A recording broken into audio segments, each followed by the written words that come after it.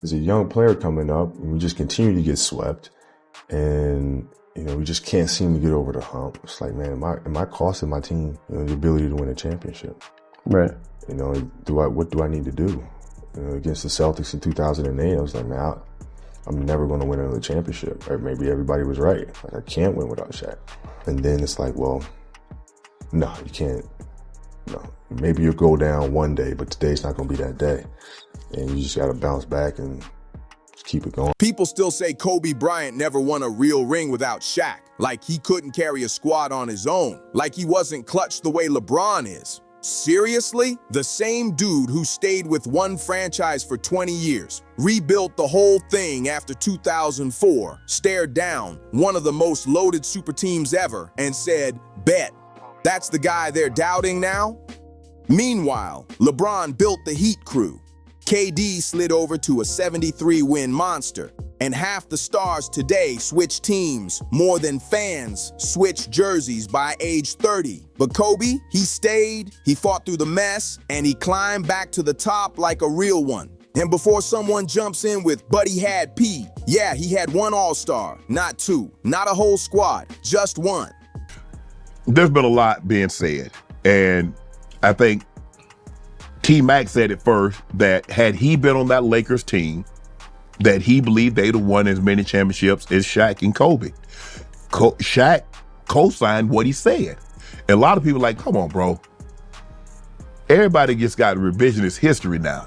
Today we're breaking down why Kobe's rings hit different, why his loyalty was a whole statement, and why some people still can't accept that he chose the hardest road and still came out on top.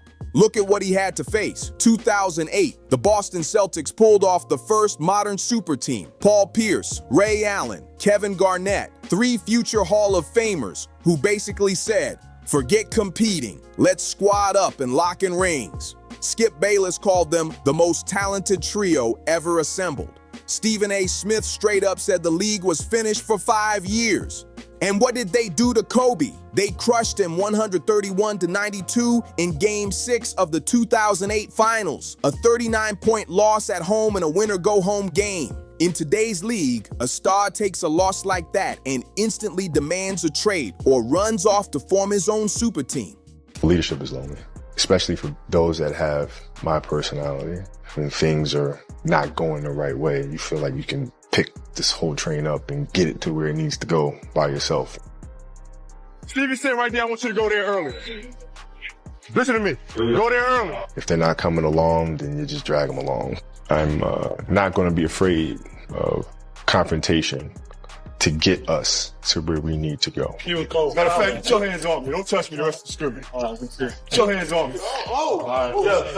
There's a big misconception where people think winning or success comes from everybody putting their arms around each other and patting them on the back when they mess up, and that's just not reality. But Kobe didn't run. He came right back for revenge.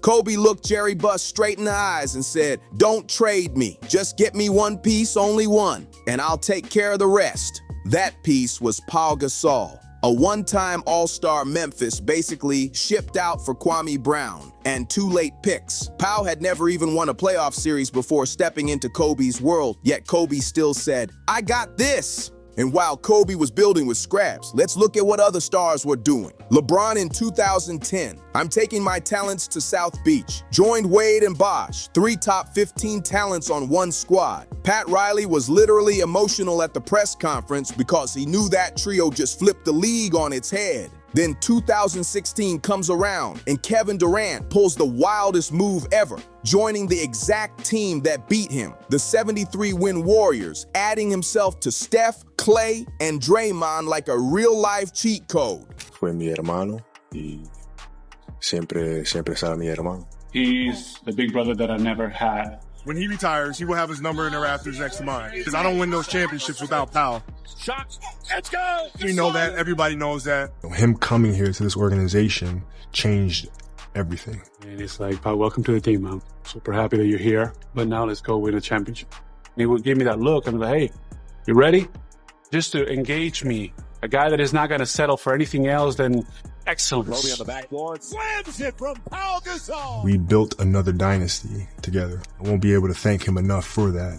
But he's just an amazing person. My daughter's full name is Elizabeth Gianna Gasol. To have Gianna's name, remembering her and having her present, it represents so much. I'm just going to try to be a good father to my daughter, a good uncle to his daughters. He's just a great person, man, and aside from being a champion. But here's where it gets real spicy. And yeah, some people in the comments are about to get loud off this. If Kobe had done what those guys did, if he linked up with Tim Duncan back in 2004, or teamed with KG and Paul Pierce, or formed a mega team with CP3 and Dwight when they were all trying to recruit him, the whole GOAT talk would be finished. No Jordan versus LeBron debates. It would be Jordan versus Kobe and everybody else arguing for third place, no question. But Kobe didn't take the easy way, and that's exactly what separates him. Now let's talk about the haters, because they showed up heavy after 2004 when Shaq left. Bill Simmons wrote, "Kobe Bryant will never win another championship as the best player on his team." I was tired of playing in that system. I was tired of having to be the only guy that can make threes, make jump shots, and consistently make them. So my mind was already thinking about how can I develop my game more so than the Warriors versus Thunder, that rivalry. Even if that was a rivalry, I didn't give a fuck. I just wanted to keep developing my game. On top of that, we only played them one time in the playoffs, so I didn't really feel a genuine deep hate for the Warriors. Me going there and playing for them, it didn't matter if we'd have won or lost the series. I wanted to play there and live in the Bay. Book it. Charles Barkley jumped in on TNT too, talking like Kobe's run was over. People were talking wild back then. Kobe ran Shaq out of town. Now he's gonna end up just like Tracy McGrady. Even Magic Johnson went on ESPN and said, "I don't know if Kobe has what it takes to lead a team to a championship." Magic said that on national TV, like Kobe wasn't built different. Subscribe if you remember exactly where you were when Kobe dropped 81, because what happened next is something today's stars don't even try anymore. Kobe went through the real process, not tanking, not jumping from franchise to franchise, the real grinded out, painful rebuild of a team from the bottom up. 2005, first round exit. 2006, blew a 3-1 lead to Phoenix. 2007, another first round exit. And what did he do after all that? He dropped 81 to remind the world who he was. He put up 62 3/4 on Dallas. He cooked Portland for 65 and lit up Madison Square Garden for 61. He was averaging 35 to 36 points while dragging Smush Parker and Kwame Brown into the playoffs like he was carrying a whole city on his back. So are you saying that Kobe's first 8 years are better than LeBron's first 8 years? I think Kobe's a better player in his first 8 years than Bron was. And I think Kobe was a better player in the next 8 years than Bron was. So I just think Kobe was a better player. And I think he's a better fit with Shaq. So this is a biased take. I think Kobe's better than LeBron. I just don't know what else you want from LeBron. You said that LeBron would have to take a back seat and be more of that playmaker. So then if LeBron's doing that, we do not look at LeBron the same way then. Meanwhile, teams kept calling nonstop. The Bulls offered Luol Deng, Ben Gordon, and picks. The Pistons tried with Rip Hamilton and Tayshaun Prince. Dr. Buss was ready to pull the trigger, but Kobe shut it down instantly. He told him straight up, "I want to retire a Laker." When has LeBron ever said that about Cleveland? When has KD ever said that about any squad he's been on? Then LeBron, who had just built that Miami super squad, went online and showed love to the Mamba, saying Kobe earned that one. Now let's play a little game that's gonna twist your whole mind. What if Kobe made different choices? Scenario 1, 2004. Kobe links up with Tim Duncan. Rumor was the Spurs were ready to give up Tony Parker and Manu Ginobili for him. Picture Duncan and Kobe with Pop coaching. That's not 5 rings, that's 8, maybe 10 easy. Scenario 2, 2007. Kobe forces a trade to Chicago. Imagine Kobe with a young Derrick Rose, drafted in 2008. Joakim Noah, and Tom Thibodeau's crazy defense. Does LeBron even reach the finals in the late 2000s or early 2010s? That whole era flips instantly. Scenario 3, 2012. Kobe joins the Clippers. CP3 was pushing for it heavy. Kobe with CP3, Blake Griffin, and DeAndre Jordan? That's not just a title. That's a dynasty that probably shuts down the Warriors before they even start cooking. But Kobe didn't choose any of that, and there's a reason. He understood something today's stars barely talk about anymore. Legacy isn't only rings, it's how you win them. Michael Jeffrey Jordan never left Chicago, never built a super team, never ran from a challenge. And Kobe followed that same mentality. Now let's get real for a second. So I'm looking at Shaq, and you got to think, San Antonio and the Lakers won all the fucking championships at that time. Like nobody else was winning. So when I said it, and here's what I do want to say. Ain't nobody replacing Kobe, right? Nobody's replacing Kobe. Let's compare it clean. LeBron James, 4 rings, 2 with the Miami Super Team, 1 with Kyrie and Love in Cleveland, 1 with AD in the bubble, 4 titles in different jerseys. Heat, Cavs twice, Lakers, 4 different squads. LeBron always needed multiple All-Stars next to him. Kevin Durant, 2 rings, both with the Warriors super team after joining a 73-win machine, and now he's on team number 3 chasing another shot. Stephen Curry has 4 rings, incredible player, stayed loyal, but he always had Clay and Draymond.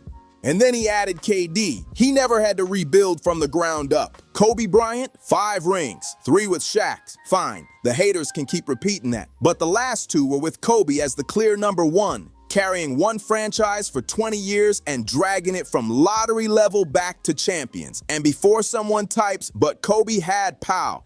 Let me remind you, Pau Gasol's career before Kobe, 0 playoff series wins. Pau's career after Kobe, 0 finals appearances. Meanwhile, Wade won a ring without LeBron. Kyrie won a ring without LeBron. AD was already dominating before teaming with LeBron. Clay and Draymond won titles before and after KD. You see how different that looks? And here's the part that might sting. So when you saw that you couldn't motivate others, they were lazy, how did you respond? Go up to Phil's office and Mitch's office, and we have a nice salary cap conversation about how we can move these players and get them out of there, pack them up and move them out. So you were the general manager? Well, no, but I was the one that was like, listen, at the end of the day, when the career is said and done, you know, I'd be damned if I lose these championships because I'm playing with a bunch of lazy dudes. This is not happening. So either, you know, this train is going this way, one way or the other. You're going to be on it, you're going to be off it, or you're going to be under it. It is what it is. I like to motivate players to be better. I don't want to have to motivate you to get in the gym in the first place. The reason some people still refuse to accept Kobe's greatness is because he exposed what the modern NBA turned into. Soft. Today's stars text each other about teaming up. They work out all summer mapping out super teams. They act more like friends than rivals. Shannon Sharp said it himself. These players today are way too buddy-buddy. Kobe would never spent the summer training with LeBron. He wanted to step on the court and take his soul every possession. That's the whole difference. Kobe didn't want to win with you. He wanted to win through you, over you, even in spite of you. As tough as he is, he was writhing in pain. So if you see Kobe writhing in pain, then you know it hurts. Yeah. And dislocations hurt. Yeah. And he had there's different degrees of dislocations. Mm-hmm. And if you can see my face, I really had to put a lot of traction on that bone to get it back in place. That's how dislocated it was. Mm-hmm. I put it in, and as soon as I did, you could just see that his pain went away. Anybody else would have still been in pain, but he walked right back on the court. Yeah, before I could even tape it, because I wanted to tape it, he was already gone. When Chris Paul and Dwight Howard tried to link up with him in 2011, what did Kobe say? I don't want it to be easy. He said that with his chest. When has LeBron ever said that? When has KD ever turned down extra helps? Let's talk about what the media never wants to say out loud. If we're being real about degree of difficulty, the picture looks way different. Jordan had Pippen for all 6 rings, a top 25 player ever. LeBron has played with more All-Stars than any superstar in history. Magic had Kareem and Worthy. Bird had McHale and Parrish. But Kobe, in 2009 and 2010, he had 1 All-Star teammate total. 1. That 2010 Lakers squad had Kobe, All-Star, and Pau, All-Star, and that's it. Meanwhile, the 2010 Celtics had Pierce, All-Star, Garnett, All-Star, Allen, All-Star, Rondo, future All-Star, plus depth everywhere. And yet, who walked into that hostile building for Game 7 and snatched the title anyway? The dude who refused to build a stacked deck. I don't think the boys want to take everybody one-on-one. I know, right? We talking about Kobe? Yeah. He don't let the game come to him. He just go out there and take it. You gonna make this shit happen. I'm gonna make this a one-on-one game. Yeah, look, I figure after the first 4 attempts, it didn't go in. He was gonna chill. Shit. After the first 4 attempts, if I was a teammate, I wouldn't pass him. Hey, you want this ball again, brother? You better rebound. And I already know half the comments are ready to drop per our numbers and VORP charts like it's gonna change anything. So let me ask something simple. Who would you rather build your franchise around? The guy who dips when things get rough, or the guy who stays and figures it out? The guy who needs 2 other top 10 talents every time? Or the guy who wins with 1 all-star and role players? The guy who takes pay cuts so super teams can form, or the guy who takes the max and tells the front office, earn it? Kobe Bryant didn't just win championships. He won them the hard way, the right way, the way nobody even tries anymore because it demands too much. And maybe that's the real reason some people avoid giving him full credit. Because admitting Kobe did it the tough way means admitting their favorite player took shortcuts. LeBron needed Wade and Bosh, then Kyrie and Love, then AD. KD needed Steph, Clay, and Draymond. Even Giannis needed Middleton and Holiday, both playing at all-star level. Kobe, he needed Pau and pure willpower. That's it. 20 years with 1 franchise, 5 championships, 2 without a super team, 1 organization, 0 shortcuts. So if you made it this far, you already know the truth. Kobe wasn't out here chasing shortcuts. He was setting a standard nobody else wanted to match. His whole career was proof that loyalty, toughness, and real grind still matter in a league full of quick exits and easy choices. And now I want to hear from you. Drop your take in the comments and let me know where you stand. Do you think Kobe's legacy hits different because he refused the easy road? Or do you think the modern game changed too much for players like him to exist today? If you're rocking with this breakdown, hit that like button, subscribe to the channel, and share this with someone who loves the game as much as you do. Let's keep the real hoops talk alive.